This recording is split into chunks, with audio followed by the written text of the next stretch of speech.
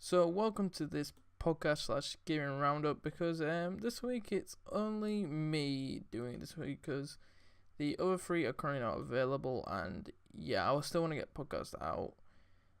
So let's get on with it. So Walmart's Canadian Walmart basically leaks a ton of unannounced games, including Rage 2, Just Cause 4, Gears of War 5, Lego DC Villains, Borderlands 3, Destiny Comet, Last of Us 2, Division 2, Splinter Cell, Final Fantasy 2 Remake, Beyond Good and Evil 2, Dreams, and Dragon Quest.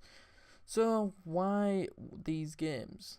I know Gears of War 5 definitely has got to be coming soon because Coalition of basically said we're working on another Gears of War, because they did leave a hint at the end of Gears of War 4.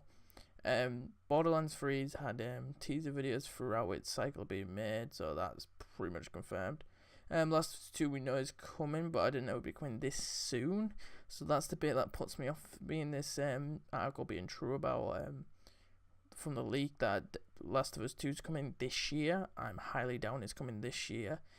Division 2 is being confirmed for E3, so I won't be surprised if this would be on the website or not, because they kind of are going to probably put it out now for like it's being confirmed, meaning it could come out in the next couple of months. Splinter Cell, I just really don't know. I don't know how many games they've done that. They've done so many Splinter Cells, which is kind of annoying because you don't know which ones is it. Final Fantasy 2 Remake, I don't know. Don't judge me, but I don't follow Final Fantasy stuff. Yeah, I don't follow it at all. It's just out of my league. Beyond Good and Evil 2 is confirmed, it's being made, but it was announced last year. And I don't know if they're gonna let us full on get it this early, because I think it's still got a whole while of being developed.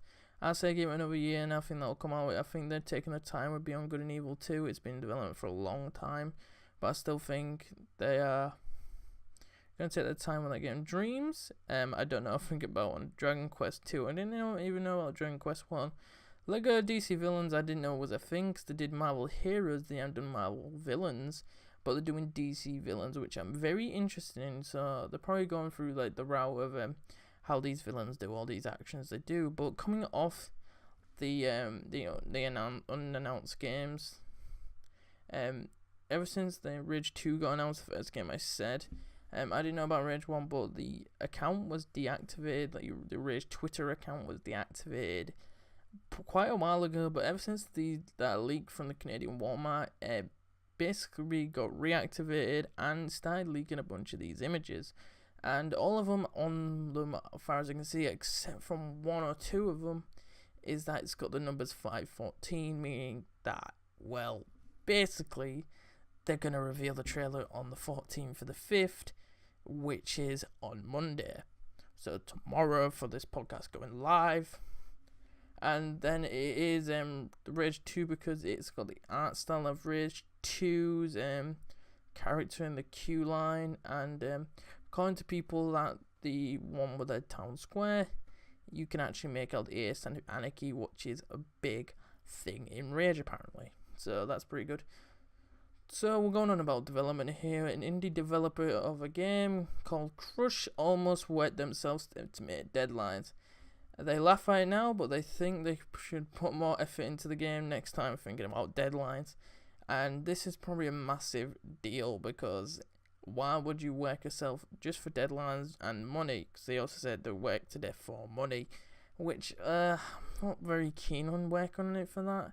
Because why would you work yourself to death for money or for a deadline for a video game? Yes, it's money, but Jesus, man, I wouldn't work myself to death for money. I would work for money, but not to death for money, because I'm actually pretty serious about my life. I would want to live, thank you very much.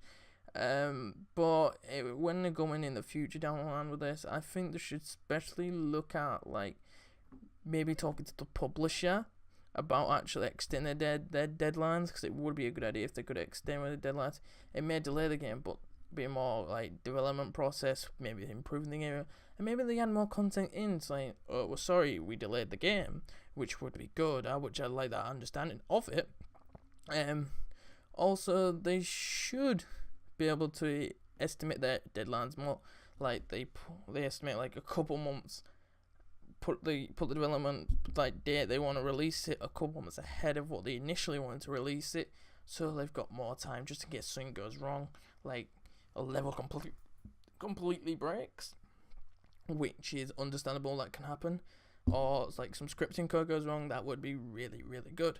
So the next one is the head of EA said they are not removing loot boxes in their future games such as FIFA Ultimate Team because they don't sell the items for real money, and that you get basically the same amount in a pack.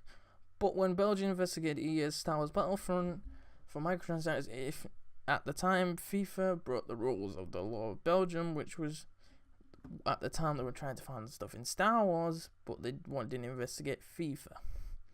So out of all this, to be honest, I think EA should just scrap this idea with all like, you have to progress through loot boxes do this, loot boxes do that. They should just scrap it all together and just work on just basically building a game where you get full content. No, none of this buying your way through it, buying your way to the top level. It's all stupid, to be honest. I just think it's, well, petty that they're trying to earn money through selling items that are just making you top level.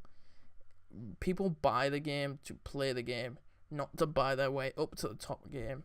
I wouldn't be surprised if Belgium investigated FIFA about this, because I think they would catch them, like, will catch them out, saying, oh, like, do this. And plus, EA said they're trying to earn their money through, because games are going on longer, they're trying to develop their games through, well, basically doing the EA membership stuff. Is like they're getting all their money through doing EA memberships. Yeah, I understand that, but PC get a lot more games compared to console, which is understandable. And I really think if they're gonna try and get all the money through the EA Access Pass, I think they should bring all the 90 games across to the console. Would make it a lot better. And from going on from this, because God of War has been a very big deal recently in the past like month or so, with like YouTube going crazy all over the game. It's been the like most popular game watched. It's one of the most high grossing games of all time.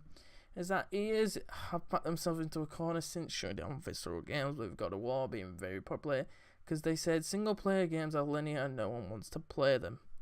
And well, at the time of when they said that, it was kind of true. No one was really playing it. They were mostly playing multiplayer games. But now, if you look back on it, have them back themselves in the corner. Ever since shutting down Visceral Games, they basically fucked themselves. Yes, they fucked themselves by shutting down Visceral Games and stopping the development of the open world Star Wars game.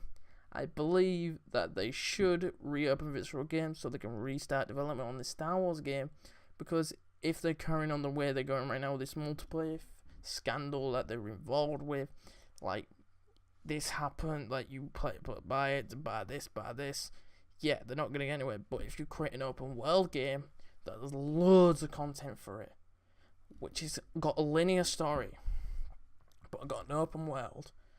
It's so fun. That's what makes some of the GTA games fun, makes some of the Saints Row games fun. That stuff works.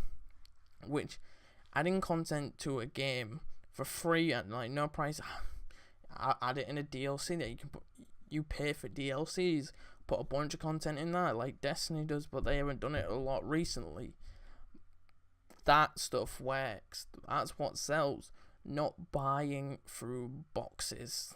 Yes, cosmetics, alright, through boxes. Like, this is like stuff like you can buy, doesn't change any stats. Good idea. But if it's actual in-game content, don't have that behind boxes. So, overall, from what EA have done, I wouldn't be surprised if they reopen a single-player studio that develops a game for them. Because at the moment, I think single-player games are on their way back to the top of the board to smash out and become probably the biggest grossing of probably this year or maybe next year, depending on how Fortnite goes, because I know Fortnite is doing exceptionally well right now. And for the last story of today for the podcast, podcast / gaming news roundup, because I don't know what we're calling it this week, is that the Switch has unveiled their technically Switch Online, same as Xbox Live, PlayStation Plus, and this is what they said they're going to do. It allows players to play online and like a selection of NES games, which is cool. It's a good throwback to their past. So they'll be able to play Super Mario Bros., Ice Climber, and The Legend of Zelda. And I like that they're bringing all these NES games across, and they also said they will be enhanced for online multiplayer, which I'm looking forward to seeing gameplay of, because one, an old game that can play online multiplayer, especially from the NES days, which was unheard of at the time, and it's pretty damn cool to see that we can get these old classic games that play online with each other, because these used to be the games that you had to sit next to each other in the same room and play them together, which I did not like at the time, because if it was a competitive game, yeah, someone could scream out and that would get annoying, but with this stuff coming around, it's a really good feature, because then you can have fun with your friends on these old classic games and have like some big nostalgia moments.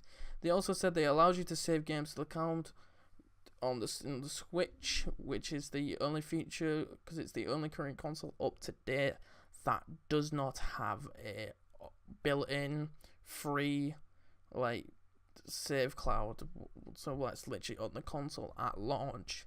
It also allows them to back up the save data using that save cloud we've just been over, and they have gone through the paid subscription. So individual membership subscriptions will be 1 month will be $3.99. That was 1 month for $3.99. For 3 months it's $7.99. For 12 months it's $19.99. Which, if you look at the prices compared to the Xbox and the PlayStation memberships, it's actually a pretty good cheap deal, to be honest. But remember, it is not really like a console made for competitive gaming. It's a console made for the family. And talking about family, they have got a family membership, which will be 12 months for $34.99. I like this membership, how they're doing these pricing, because it's cheap. You can play with it's probably just for playing friends online. It's nothing competitive. Sorry about that. It's nothing really competitive, which I like about the Nintendo Switch. It's mobile and it's not competitive. It's just a console you can just pick up and chill out about with. Even though I don't own one myself, it looks like a console you can just pick up, just have fun, and then that's it. You can have fun on your go. It'd be good especially if you can connect them. I don't know if you can do this, connect the Switch to your phone, in which you can walk around, play online, and just have a bit of fun. But a lot of Nintendo fans have been upset because they're hiding the cloud basically behind a paywall. So this is the big problem that I really think they shouldn't have done, is that they're hiding the cloud behind a save wall, because it's the only console to date that doesn't have an onboard cloud that you can save it to. So at launch it didn't have it, but it's stupid that you have to buy the online membership to be able to save to the cloud. What if you have loads of stuff saved up on the cloud and then your membership runs out? What are you going to do? You haven't got nothing on the cloud whatsoever. So I'm really grieving how this is going to go down, to be honest, because this could go very, very sour or really, really good, depending if people are willing to put the money into play the console basically every month, or every 3 months, or every yearly. It depends on how people are gonna depend on paying for these prices. For me, the prices are pretty cheap, which I like, and I won't mind if these PlayStation and Xbox followed this. Steam is completely free, which I like PC for, because it's completely free. But other than that, I think they might be going in the right direction if they respond by saying, oh, we're taking the cloud off the membership thing and make it a free update for all Switch users, which I would be happily for them to do, because it would stop all this outrage of people saying they're hiding the cloud behind a save wall, like a paywall, which, yes, paywalls are a massive deal these days. So that's pretty much it for the podcast for today. So podcast / gaming news roundup, maybe because I'm the only one here. But anyway, guys, remember to leave a like and subscribe. And yeah, it was just me doing today. So I will see you lot later. Goodbye.